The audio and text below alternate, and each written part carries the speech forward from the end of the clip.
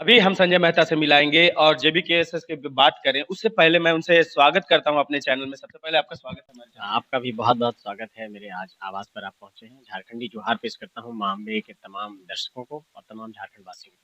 मैं तो जानता हूँ कि अब आप राजनीति में पूरी तरह से आ चुके हैं। जेबीकेएसएस के एक वो चेहरा झलकते चेहरे नज़र आते हैं जब जयराम महतो का चेहरा आता है। उसके बाद कहीं न कहीं किसी को देखा जाता है तो संजय मेहता को बहुत बड़े नेता के रूप में अब देखा जा रहा है। लेकिन मैं इस सब से हट के थोड़ा-सा पहले मैं बात करूँगा कि आपकी जर्नी कहाँ से चालू हुई थी? आज बरही में मुझे पता चला है कि आप पहले यहाँ से विधानसभा का चुनाव भी लड़ चुके हैं। तो राजनीति का शुरुआत कहाँ से, पहला पग कहाँ से रखा गया? इसके बारे में पहले बताएँ हमारे दर्शकों को। देखिए जहाँ तक राजनीति की शुरुआत की बात है, अगर आप गौर करेंगे मतलब मेरे राजनीतिक जीवन के सफ़र पर तो मैं छात्र जीवन से ही ऐसी सक्रियता बनी रही।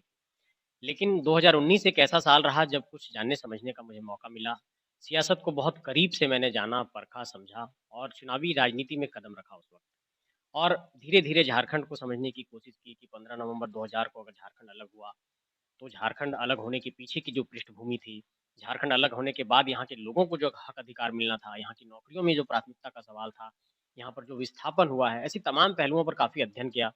मुझे लगा कि झारखंड के लिए लड़ने की ज़रूरत है और झारखंड में एक बहुत बड़े पैमाने पर एक बहुत बड़ा पॉलिटिकल वैक्यूम है, एक राजनीतिक खालीपन है, एक राजनीतिक सूनापन है। चुनाव हो रहा है, लोग जीत रहे हैं, नेता मंत्री बन रहे हैं, ये एक अलग विषय है। लेकिन जनता की आकांक्षाएँ कितनी पूरी हो रही हैं, जनता की परिकल्पनाएँ कितनी पूरी हो रही हैं, झारखंड बनने का सपना कितना पूरा हुआ, इन सवालों पर जब गौर करते हैं तो ये महसूस होता है कि झारखंड के साथ बड़ा छल हुआ है। तो राजनीतिक जीवन की शुरुआत इसी तरीके से हुई है, लड़ते-झगड़ते, सड़कों पर आंदोलन करते, इन्हीं सब चीज़ों से धीरे-धीरे हम ये आंदोलन में भी हम लोग आगे बढ़े हैं।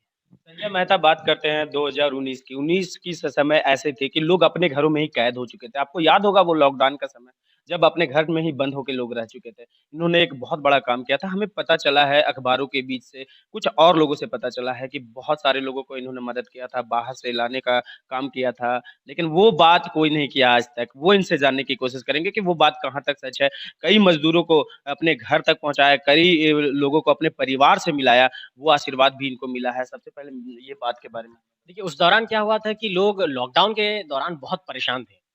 तो मैंने क्या किया कि एक हेल्पलाइन नंबर अपना इश्यू किया और हेल्पलाइन नंबर मेरा वो निजी नंबर था और वो सोशल मीडिया में एक डिज़ाइन बना करके प्रसारित करा दिया कि अगर देश के किसी भी कोने में फँसे हैं, तो इस नंबर पर कॉन्टैक्ट करें। उसके बाद तेलंगाना से, आपके हैदराबाद से, आपके मुंबई से, दिल्ली से, महाराष्ट्र, राजस्थान से बहुत सारे कॉल्स आने लगे। जब मेरे पास कॉल्स आने लगे तो मैं सोचा कि अब इतने कॉल को मैं मैनेज कैसे करूँगा? तो फिर मैंने व्हाट्सएप पे लोगों से कहा कि आप मैसेज मुझे भेजिए और व्हाट्सएप में ऑटो रिप्लाई का ऑप्शन होता है जब बिज़नेस अकाउंट में। वहाँ मैंने कहा कि जितना भी प्रॉब्लम्स है आप लिख करके दीजिए। फिर मैंने उसको कंप्यूटर के एक्सेल शीट में डाला। रात-रात भर हम लोग जगे रहते थे। तो शुरुआती दौर में मैं राशन पहुँचाता था, क्योंकि उस दौरान फ्लाइट भी बंद था। तो शुरुआती दौर में राशन पहुँचाते हुए कई लोगों को राशन पहुँचाया, कई लोगों को खाना पहुँचाया अपने-अपने कॉन्टैक्ट के माध्यम से कि ये इस जगह पे ये आदमी फँसा हुआ है, इसको ये आप मदद करिए। जहाँ तक राशन नहीं पहुँच पाए, वो कोई दुकान पर लोग खरीदने गया खाना तो हम लोग फ़ोन पे से, गूगल पे से क्यूआर कोड मँगा करके पेमेंट करके उनको मदद करते थे। जब दूसरा दौर आया कि नहीं अब कुछ फ्लाइट वगैरह खुल रहा है, तो फिर लोगों से हम लोगों ने मज़दूरों को मँगाने के लिए घर तक कोशिश की। तो उसमें बहुत सारी परेशानी आई कि कोई फैमिली के साथ है, कोई बाल-बच्चे के साथ है, कोई प्रेग्नेंट महिला है, कैसे उन लोगों को घर तक लाया जाए? तो हम लोगों ने प्राथमिकता सूची तय की क्योंकि बहुत बड़ा संसाधन था नहीं हम लोगों के पास। तो फिर हम लोगों ने ये तय किया कि किनको बुलाया जाए। अगर कोई सिर्फ़ पुरुष है, किसी तरीके से टिक सकता है, तो उनको वहीं छोड़ते हैं। जो महिला है और परिवार और बच्चों के साथ है, उनको लाने की कोशिश करते हैं। तो इस तरीके से मलकोको के, झापा के, चौपारण के, आपके हम लोगों ने राउरकेला के कुछ लोगों को भी लाया। तो इस तरीके से लोगों को फ्लाइट से लाना शुरू किए और इसमें उस हेमंत सोरेन जी की सरकार ने मुझे एयरपोर्ट से बस भी दिया था लोगों को घर तक भेजने के लिए। क्योंकि हम लोग फ्लाइट से मुंबई से दिल्ली से लेकर के तो आ रहे थे। लेकिन उसके बाद ये दिक्कत हो रहा था कि उनको घर तक कैसे भेजेंगे? तो सरकार ने डीटीओ को अपॉइंट किया था, रांची डीटीओ को। एयरपोर्ट से मुझे बस दे दिया जाता था और उन बसों के माध्यम से फिर हम लोग मज़दूरों को घर तक भेजते थे। तो इसमें सरकार का भी सहयोग ये रहा था कि एयरपोर्ट से मुझे बस दी जाती थी, लेकिन वहाँ से फ्लाइट से लाने में हम लोग अपने दोस्तों के सहयोग से, अपने कॉन्टैक्ट के सहयोग से फ्लाइट से लोगों को लेकर के आए थे। ये एक सोशल काउज़ था और मुझे लगा कि बहुत मुश्किल परिस्थिति में है लोग काम संजय कर मेहता जी ये काम राजनीति से पहले स्टार्ट किया था। देखिए, राजनीति क्या है? मूल रूप से आप देखेंगे क्या है? सोसाइटी को आप डिलीवर करते हैं, समाज की आप सेवा करते हैं किसी भी रूप में और इस दुनिया में जितने भी आप नोबेल काउच को देखेंगे, आप अगर आज पत्रकारिता भी कर रहे हैं, तो इसका मूल मकसद क्या है? कि सोसाइटी को कुछ डिलीवर करना, समाज को कुछ आप रिटर्न बैक दे रहे हैं। आप किसी अच्छे कंटेंट को दिखा रहे हैं, सोसाइटी के लोग कुछ प्रेरित होंगे। तो अल्टीमेटली किसी भी चीज़ का जो गोल है, वो समाज को डिलीवर करना है और as a human being, as a Indian citizen, एक झारखंडी बेटा होने के नाते ये आपका कर्तव्य बनता है कि अगर आपके लोग अगर मुश्किल परिस्थितियों में और आप अपना कुछ योगदान दे सकते हैं, तो आपको देना चाहिए। और मेरा उसमें कुछ बहुत ज़्यादा पैसा खर्च नहीं हुआ। सिर्फ़ मेरे जो कॉन्टैक्ट्स थे, मेरे जो लोग थे, मेरे जो संपर्क में लोग थे, मैंने उन लोगों से एक आग्रह किया कि ऐसी परिस्थितियाँ हैं, मैं इस पे काम करना चाहता हूँ, आप इसमें सहयोग करिए, इसमें मदद करिए, इस तरीके से हम लोग इसको कर सकते हैं और वो काम सफल हुआ। जब ईमानदारी से आप कोई काम करते हैं, तो वो निश्चित तौर पर सफल होता है और मैं मानता हूँ कि बहुत बड़े मिशन में आपको बहुत ज़्यादा पैसे की ज़रूरत नहीं होती, एक ईमानदार सोच की ज़रूरत होती है और हम लोग इसी बुनियाद पर काम करते हैं। संजय मेहता ने बहुत बड़ी बात कही। इन्होंने तो मुझे बताया कि राजनीति के बारे में सारा कुछ बताया।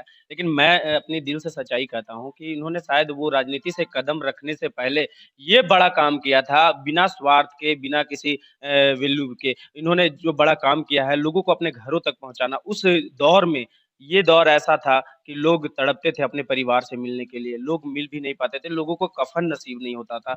तब उन्होंने एक ऐसा काम किया है, कई परिवारों को अपने परिवार से मिलाया, कई लोगों को अपने घर तक पहुँचाया। ये एक कहीं न कहीं एक बहुत बड़ा सराहनीय कार्य है और मैं बात करना चाहूँगा भारत की राजनीति की। आज भारत की राजनीति में ऐसे बहुत कम ही नेता मिलते हैं जो इस ऐज के मिलते हैं कि और इस ऐज के होने का मतलब ये होता है कि ये सोच जो अभी आप लोगों के सामने रखा गया, ये सोच बहुत कम लोगों के पास होती है और इन्होंने बहुत बड़ा काम किया। उसके बाद भी पूरा क्रेडिट अपने को नहीं दिया, सरकार को भी क्रेडिट दिया क्योंकि उन्होंने उनके मदद की थी। बस को उपलब्ध कराया था परिवारों को जोड़ने के लिए, पहुँचाने के लिए। कुछ और बातें करेंगे हम। राजनीति का मुद्दा तो अलग हो गया, आप आ रहे हैं, लेकिन आपका स्टूडेंट लाइफ़ क्या था? कैसे स्टूडेंट लाइफ़ के बाद आप ऐसे बढ़ते गए और आज संजय मेहता किसी पहचान का मोहताज नहीं है, ख़ास करके इस क्षेत्र में तो अब मैं पहचान का मोहताज नहीं है। कहीं भी सभा होती है, तो संजय मेहता को सुनने के लिए, उनकी बातों को जानने के लिए, उनको देखने के लिए लोगों को तरसते हैं। तो क्या कैसे ये जर्नी हुई ये बताइए? देखिए मेरा जो जन्म है वो बरही के रसोइया धमना पंचायत में हुआ और वहाँ पर एक मेरे टीचर हुआ करते थे सोमर साहू, उन्होंने बचपन में मुझे पढ़ाया एबीसीडी 1 2 3 4 सब उन्होंने पढ़ाया। उसके बाद मेरी 5वीं से जो मेरी पढ़ाई हुई आगे मतलब छठी से 8वीं तक वो राजकीय मध्य विद्यालय बरही में हुई, जो यहाँ पर धनबाद रोड में है। और उस वक़्त मुझे याद है कि स्कूल में बेंच नहीं हुआ करता था, तो सीमेंट की जो बोरी होती थी, उसको बैग में लेकर के जाते थे और आपको याद है सीमेंट की बोरी जो है वो सिकुड़ जाती थी एकदम सामने में। तो उसको रात में फिर हम लोग कपड़ा डाल करके उसको आयरन करके सीधा करते थे कि बैठने में आराम हो। बहुत सारी ऐसी यादें हैं बचपन की और हम बीच में एक दिन गए भी थे आज से 5-7 साल पहले जिस कमरे में मैं बैठता था स्कूल में। उसके बाद फिर मैंने 9th और 10th किया राजकीय उच्च विद्यालय बरही से और उसके बाद फिर मैंने मास कम्युनिकेशन की पढ़ाई की। फिर मैंने मास कम्युनिकेशन में पीजी किया, फिर मैंने एलएलबी किया, फिर एलएलएम के लास्ट सेमेस्टर में इस वक़्त हूँ और इस दौरान विदेश की यात्राओं पर भी गया, कई इंटरनेशनल कॉन्फ्रेंस में भी स्पीच दिया, यूनाइटेड नेशन के कई विषयों पर भी जाकर के जो एसडीजी होता है, आपका सतत विकास लक्ष्य जिसको हम लोग कहते हैं सस्टेनेबल डेवलपमेंट गोल्स, उन विषयों पर भी जाकर के दुबई में बातों को रखा। तो एक बड़ा एक्सपीरियंस मिला, उसके बाद बीच में मैं नौकरी भी किया आईपैक में। तो ये एक सफ़र रहा है स्टूडेंट से अपना कहते हैं कि नौकरी का जीवन और थोड़ा घूमने-फिरने का। देश के कई राज्यों में जाने का अवसर मिला। देश के कई राज्य के चुनाव को बहुत नज़दीक से देखा क्योंकि काम जो जॉब करता था उसी से रिलेटेड था आईपैक में। तो यही एक सफ़र रहा है। बाद में फिर 2021 में जो ये आंदोलन की शुरुआत हुई, उस आंदोलन से जुड़ा और लगातार फिर झारखंड के लिए हम लोग लड़ाई लड़ रहे हैं, केस मुकदमे भी संजय चल रहे हैं। मेहता इस क्षेत्र में रहते हैं, हर वक़्त रहते हैं, अपने लोगों के बीच में रहते हैं। क्या आपको सबसे डर लगता है अपने क्षेत्र में? क्या लगता है कि यहाँ अभी होना चाहिए? एकदम पिछड़ा है हमारा झारखंड, हमारा क्षेत्र, हमारा जिला हमारे बच्चे पढ़ नहीं पा रहे हैं या चिकित्सा व्यवस्था खराब है या राजनीति खराब है। क्या संजय मेहता को सबसे खराब लगती है कि उसे बेटर करना चाहिए? मैं बनूँ, ना बनूँ, रहूँ, ना रहूँ, राजनीति में कोई रहे, उसे बेटर करना कैसे किया जाए? वो देखिए उसके बारे में हाँ, इस बात को मैं झारखंड के विषय पर फ़ोकस करना चाहता हूँ। आप गौर करिए अगर झारखंड के इतिहास के पन्नों को उठाएँगे और वो संयुक्त बिहार के समय के इतिहास को पन्नों को उठाइए।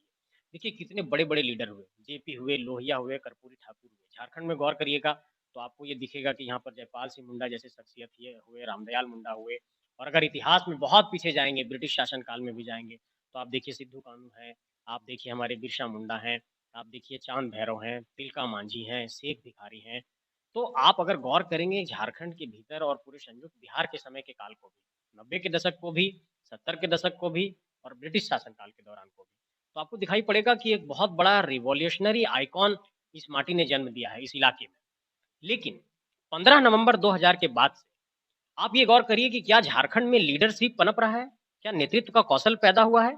आप जब गौर करेंगे, तो आपको ये दिखाई पड़ेगा कि जो भी नेतृत्व सामने आया है, वो राजनीतिक परिवारों से आया या फिर जिनके पास पैसा था, जिनके पास पूँजी था, उनके पास आया। कोई एक ऐसा लीडरशिप जो स्वतंत्र तरीके से आता हो, बहुत माटी से जुड़ा हुआ हो, बहुत गुर्बत के साये में ज़िंदगी गुज़ारा हुआ कोई आदमी आकर के क्या नेतृत्व का कौशल उसमें पनपा हो, ऐसा उदाहरण देखने को नहीं मिलता है।